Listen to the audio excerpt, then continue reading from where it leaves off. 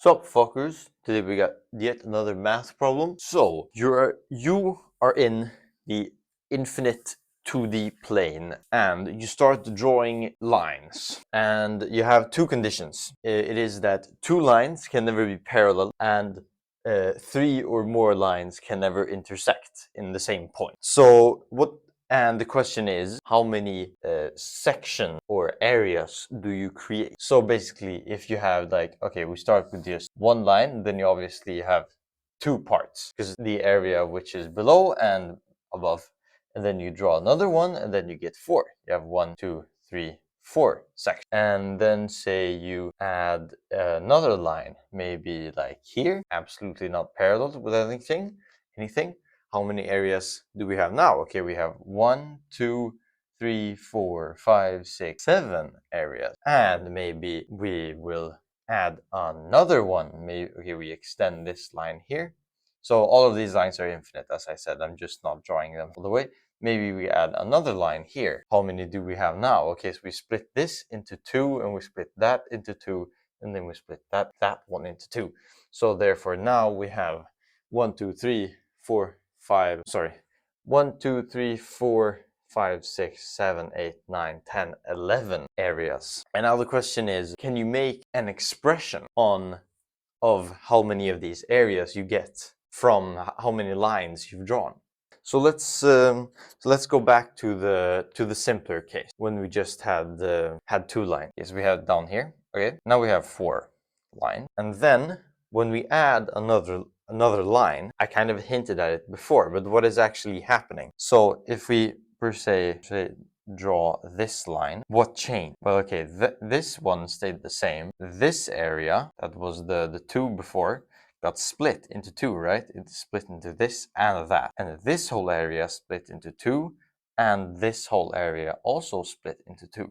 If we think about our line as like actually drawing the line, then we go from, okay, we have infinity over here, and then we draw this, and when we've drawn that, we have split this area into 2, right? And then we draw this, and then we split this into 2, and then we draw that to infinity, and then we split this in. So what is actually happening? Well, at every intersection, we complete and begin the splitting of 2 areas, and we also consider like infinity to be intersections, or yeah, you get the point. You split this infinite one in 2, and then you split this into 2, and then you split this into 2, and it's specifically 3 because we have 2 intersections. It's intersecting 2 lines, and because these lines are infinite, of course, then our new line will intersect every other line in specifically one place, because of our 2 rules before that. They can never be parallel, and and 3 lines are never allowed to intersect in the same place. So therefore we just have, well, the amount of lines there exist plus 1 new areas will be created. So we can create a recursion formula. So maybe we call it A of n. Then we know that the new number of areas, so A index n plus 1, is equal to A n plus, as I said before, we get 1 new area for every intersection plus 1. So it would just be plus n plus 1, since n is the amount of lines there are. And since this is just a recursion formula, we want an explicit formula, so we can just kind of solve this recursion formula. So we are maybe if you've taken some discrete math, you would think about this as, you have to look at the homogeneous solution firstly, but we will not regard that, because that's just like -1 to the power of n, so that doesn't really make any sense.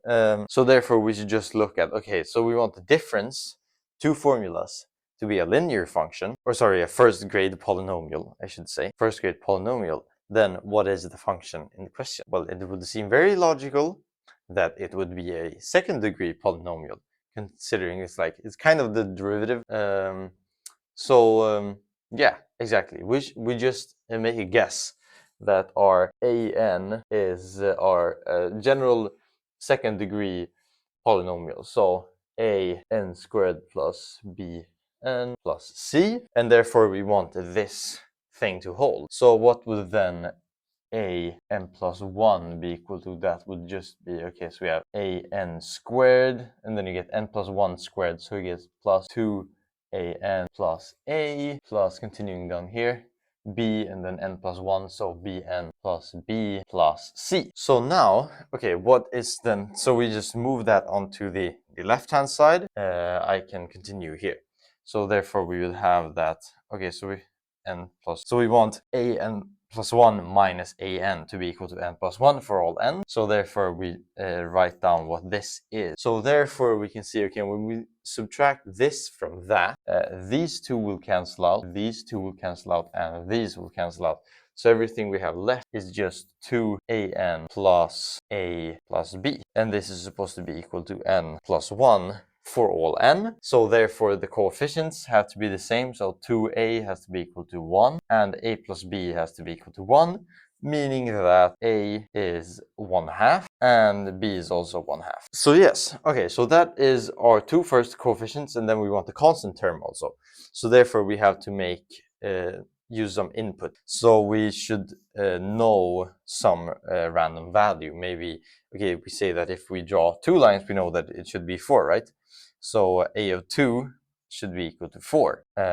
So therefore, okay, so when we input 2, we get, okay, so we had 1/2 times 2 squared plus 1/2 times 2 plus c is equal to 4. So, okay, this is just, these two cancel out, so we get 2 plus 1 plus c is equal to 4. Okay, so c is equal to 1. Great. And now, well, yes, so c is equal to 1. So now we can just write down exactly what our explicit formula is. So therefore it should be an is equal to 1/2 n squared plus 1/2 n plus 1. And voila, this is our equation. And if you feel like it, you can obviously prove this by like induction, I think would be the simplest case. But that's kind of exactly what we just did. You'll just get the exact same comment. So yes, that was everything for me. Hope you enjoyed the video. And yeah, check out the link in the description. I'll see you some other time. Bye bye.